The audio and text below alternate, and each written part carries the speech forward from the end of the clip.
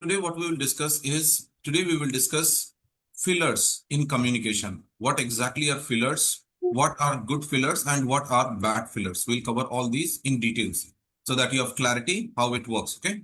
So everyone can come on camera, be comfortable. Let me open up the screen for all of you.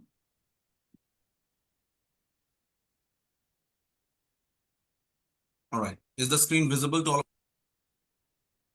you? Give me a confirmation. Yes, sir. Visible. Okay. Visible. All right, so let's understand what exactly are fillers in communication. I've shared this earlier, I'm still sharing it because this is a very important aspect of communication. Now, what are fillers and why we should be avoiding fillers? Sometimes you have to use fillers also. What are the situations? We'll discuss that in details. Okay, so what exactly is a filler? Filler comes from the word fill. You know what is filling up something? So let's say I have a glass and I fill it up with water, milk, something. That is called filling up something. From that word comes this word, which is filler. Now, so in communication, what is a filler? Let's understand. In communication, a filler is a word or phrase used to fill pauses or gaps in speech. Listen to this: pauses or gaps in speech, often when the speaker is thinking or searching for the right words. So while you are trying to speak in English or any other language, at that point of time, there may be a situation when you don't get the exact word or the exact idea or the exact sentence. So to cover that sentence, what you do, you use some fillers like okay, actually, basically. Have you noticed this pattern of speaking while you have to speak with others? Have you noticed this pattern, all of you? So Yes. this Yes, is sir. exactly what we call the filler. Okay, means at that moment I don't get the exact word. I'm trying to fill that gap. I'm trying to fill that gap. They are used to maintain the flow of the conversation or to signal to the listener that the speaker has not finished speaking. This is just to maintain the flow of the conversation. So, because if you don't use a filler at that point of time, there will be a gap. So, there will be no sound and all of a sudden it will be quiet. So, to avoid that, what we do, we try to come with fillers. Whether it is good or bad, we will look into this in the upcoming slides, but let's understand. It is to signal to the listener that the speaker has not finished speaking. This is just done to signal to the listener that I'm still in the continuation of speaking. I'm not done with my speech. Common fillers in English that we use are, actually, basically, we keep on using them. Now, while fillers can be helpful in maintaining fluency, excessive use can make the speech sound less confident or hesitant. Understand, too much of everything is bad. Too much of everything is bad. So once or twice, if you have fillers, it is fine. No problem. We all have some amount of fillers. You, me, everybody in this world, which is okay. As long as the number of fillers are less than 2% of your speech, less than 2%, then it is fine. Go ahead. No problem. However, if it is more than 2% of your entire speech, then the challenge is with your communication. Then you need to work on your communication. Okay. So what are the good fillers? Let's understand. Again, fillers, we divide it into two types: good fillers and bad fillers. So technically, when should you be using good fillers and why bad fillers should be avoided? Let's understand this. Pause. Sometimes silence can be the most effective filler. Pausing allows the speaker to gather their thoughts and formulate their next point. Now, let's say yesterday, if you remember, we discussed a chapter which was pause, short pause and a long pause. Remember? In that, I told you when I want the audience to think on something, which type of pause I should be using? I should be using a long pause. I want you to think, right? So this is a good filler at times. Why? Because now maybe you will be taking a decision, or maybe you are thinking on something, or maybe you have a question, and I'm giving you time to think on it. Because this is something very serious, I want you to understand it, ponder over that matter. Okay. So write down the word ponder, P-O-N-D-E-R. Find the meaning in a dictionary. P-O-N-D-E-R. Okay. Go and check the meaning in a dictionary. So what is happening right now? I give you time to think. So here I'm using a good filler, which is a pause, a long pause. Okay. Moving ahead. Yes. Transitional phrases. What are transitional phrases? Now, let's say exactly at that point, I don't get the answer. I need 3-4 seconds, 5 seconds to think on the answer. So what do? I use some transitional phrases. For example, well, that's an interesting question. Let me think about it. Give me a moment. Now, these are transitional phases. If I just go quiet, let's say somebody has asked me a question, and for the first 3, 4, 5, 7 seconds, I go completely quiet. What will be the reaction of the other people in that room? People will think that I've just lost it, right? So to avoid this gap where all of a sudden the room is quiet, we use transitional phrases. It can work as a good filler. Means, let's say somebody has asked me a question. Immediately, I don't know the answer. I need at least 3, 4, 5, 6 seconds to think on it. So I will start with something like, well, that's an interesting question. I got your point, and let me share my ideas on this question. Now, see what I'm doing? I'm filling that gap with a transitional phrase, with a small sentence. Do you get this point? Well, that's a very interesting part. Okay. Now, moving ahead. The next one, clarification request. Clarification request. Now, what exactly is a clarification request? Asking for clarification with phrases like, could you come again? Or do you mean this is what I should do and this is what I should avoid? Now, this is a clarification request. Can help ensure understanding and keep the conversation on track. Okay. So sometimes we don't get the exact, like what the person is asking. I don't have the exact knowledge, or I'm not very sure about it, what exactly he wants to know. At that time, I can use a clarification request. Well, if I'm not wrong, this is exactly what you want to know. Or could you please explain this one more time? Or do you mean to say this? This is a clarification request. I'm asking for a clarification. I'm asking for a clarification. Okay, moving ahead. Acknowledgement. What is an acknowledgement? Short affirmations like, well, I see. Okay, got it. So it's just an affirmation. Means I have understood your point and now I'll be giving the answer. Indicate that to the speaker that you are following along and encourage them to continue. Okay. Or let's say you are nodding your head. That is an indication. That's not a filler, but it's an indication. So like an acknowledgement, somebody is saying something. In the middle, you are just acknowledging it. Yeah, got it. I got your point. Absolutely. So these are some acknowledgement fillers or good fillers. Till this part, is it clear, all of you? What are good fillers? Any questions in this part? Clear, sir. Clear? So Clear. always understand that while you are speaking, use good fillers to your advantage. Use good fillers to your advantage. This will come with practice, especially the transitional phrases. Highlight this point.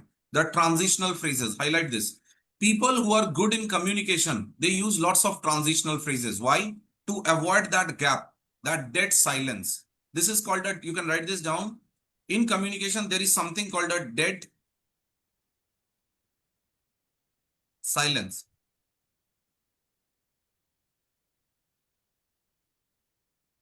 Dead silence. What is a dead silence? Can you explain it to me? Anyone? What exactly do you understand by a dead silence in communication? Anyone? Complete silence. Okay. A sudden silence with a long pause. Right. Yes. A sudden silence with a long pause or a complete silence. Okay. Now, why this happens? Dead silence. Why this happens? Any idea why dead silence happens in communication? Don't remember anything. Don't Sorry? remember to say anything. Right. Yes. Maybe So maybe either you have run out of ideas, or you have run out of words, or you have run out of sentences. Okay. It can be either of these things. Either you have run out of words, lack of words can create dead silence. Write this down. Lack of words can create dead silence. Lack of ideas can create dead silence. And lack of sentences can create dead silence. Clear, all of you? So this happens while you are communicating. This dead silence happens. To avoid this, what is the thing you have to do? You have to use good fillers so that the continuation is there. Flow of the conversation or the flow of the continuation of the speech is there. Okay, flow of the communication is there. Okay. Now, let's understand bad fillers. Any question till this point? Good fillers, anybody? Clear? Okay. Now, let's move ahead to bad fillers. Now, this is very common, especially if you are from non-English medium background. Bad filler is a very common thing that keeps on coming up. Overuse of certain words. Now, these words can be anything like okay, actually, basically, overuse of them, of these words. These are some bad fillers. Once or twice, if you say, all right, okay, it's fine. If you use it multiple times over a short duration of time, then it is a bad filler. So while occasional use of fillers, it is normal, excessive use can make the speaker appear hesitant or unsure. All right, I'll tell you how to reduce fillers, but just understand this point. So you should not be overusing bad fillers. Repetition. Repeating the same filler phrase multiple times in quick succession can distract from the message and make the speaker seem unprepared or nervous. Means, let's say I have this habit of always saying, well, sir, actually I did this, and then actually after that I did that. And basically, sir, this was the problem that we faced. So basically what we were thinking that we should be doing this. Now, can you see? I'm using certain words multiple times repeatedly. How many of you face this challenge that while you are speaking, you just don't get the exact word and you have to substitute it with these type of words like actually, basically, okay, yes, yes. If you are using it, that is something that you have to reduce. Vague language. What is a vague language? Do you know what is the meaning of the word vague? Anyone? What is the meaning of the word vague? V-A-G-U. Irrelevant. Not clear. Useless, useless. Not clear. Not clear. Yes, not clear. Vague means not clear. You can write down this word vague. Vague means technically something that is not clear. Okay.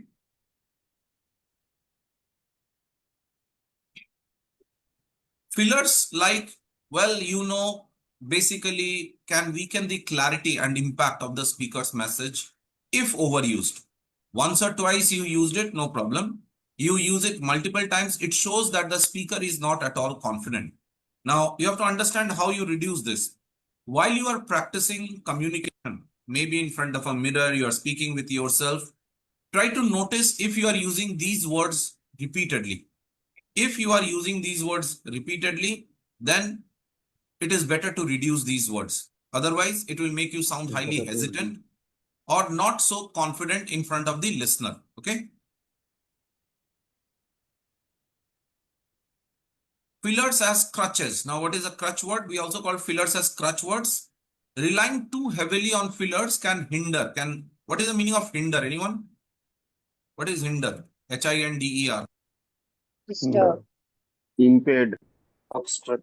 Disturb. Yes, interfere. obstruct. Correct. Absolutely. Too high. Obstruct. Right. So, relying too heavily on fillers can hinder effective communication. If you are relying too heavily on fillers, it can like put a roadblock in your communication. It is important for speakers to strive for clarity. What is the meaning of strive? S-T-R-I-V-E. All of you. Strive. Achieve. Okay. Anything else? Struggle. Okay. Very good. Anything else? Strive. What is the meaning of the word strive? Write it down, all of you. If you are not aware of this, find it in a dictionary. Strive. S-T-R-I-V-E. Means to push for something. Okay. You strive for something. To make Your voice is unclear. Chitra, your voice is unclear. Okay, check the internet. Well, to push for right. something. Abstract. Go on mute. Hinder. Yeah, go on mute. Everybody remain on mute, please. Thank you. Now, so strive for clarity and precision in their knowledge rather than relying on fillers to fill gaps or mask uncertainty. Just give me a second.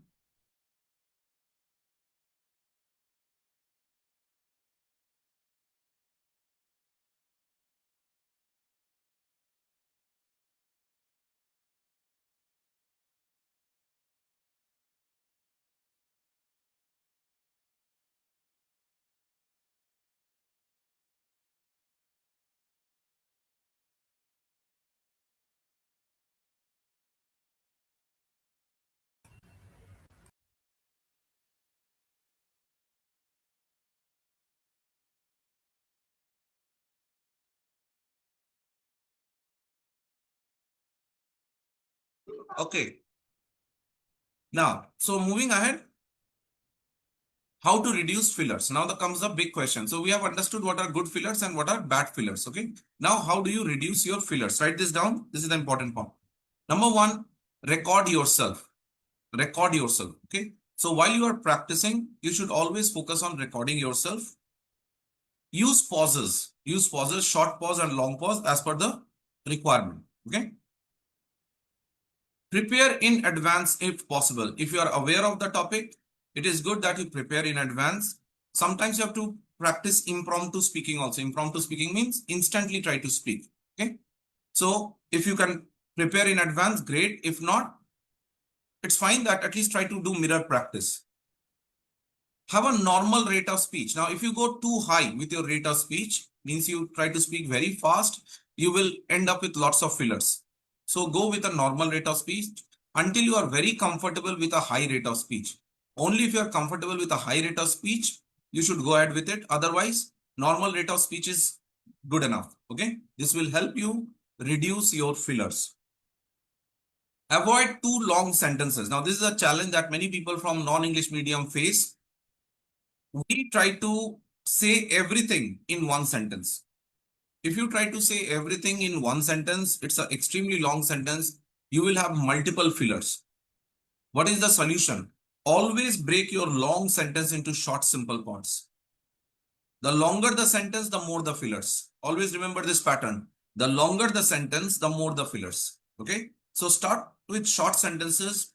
Practice short sentences for a few days. And then only go for long sentences once you are very comfortable. If not, short sentences are good enough. Okay. Speak long sentences only if you are very comfortable that you will have minimal fillers. Only if you are comfortable. If you are not comfortable, avoid it. Avoid it. What we do, the way we speak in our mother tongue, we try to copy that pattern and use it in English. Both languages are separate. What works in your mother tongue may not exactly work in English. Okay. So in English, there are so many words you don't need to repeat it. In mother tongue, you may have to use more words. So it depends on the language.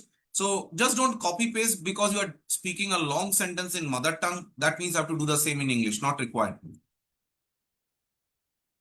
Improve vocabulary through alternate words. Now, why you should be focusing on improving your phrasal verbs, idioms, and vocabulary as well. Because while you are speaking, if you do not get the exact word at the exact time, you will end up with fillers. And this is a big challenge. Majority people are from non-English medium face because the lack of words. What happens? We don't get the exact word at the exact time. So we end up with fillers. So every day make it a habit that you practice at least 2-3 phrasal verbs, 1 or 2 idioms, 2-3 words. Do practice it, not memorize, practice it. Means make more sentences with unknown words. Only if you make sentences with unknown words, you will notice this challenge of fillers will go down slowly, steadily, because by that time you'll become very comfortable with new words or unknown words. Okay. So make it a habit every day. 4 or 5 words, maybe 2 words, 2 phrasal verbs, 1 idiom. Just keep on changing this pattern and do practice it with new words, new sentence, new phrasal verbs and idioms. And observe others while trying to develop a style. So observe others while you want to build your own style. Don't copy anybody, just observe how others are speaking, the rate of speech they are following, which type of words they are using, which type of sentences they are making. This will give you clarity. That's why I always say observation is the key. Listening is the key. The more you are listening, the more you are observing, the more you will become comfortable with communication as well, and your communication as well, and you will be able to speak better. You'll be able to speak better. Okay. So focus on these things. This will help you to reduce your fillers. And at the end, always remember there is no substitute for practical speaking.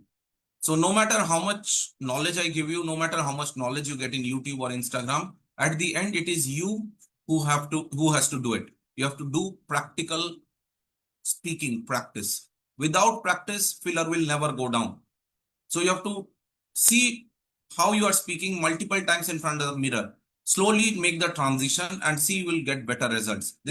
Take some effort. You have to do it repeatedly. If you do it, obviously you will get better results. Okay. I hope that gives you clarity. What are fillers? And if required, you can always get in touch with people who can help you out and do work on it accordingly. Okay. I believe that gives you clarity what are fillers. So today, make it a habit from today that 5 words, focus on it. 2 phrasal verbs, two words, 1 idiom. Use this for the next 30 days. Unknown words, unknown phrasal verbs, and you will see better results. Good enough? So let's wrap it up for today, and we'll be meeting tomorrow exactly at 6:30. Till then, all of you, take care. Bye-bye. Thank you, sir.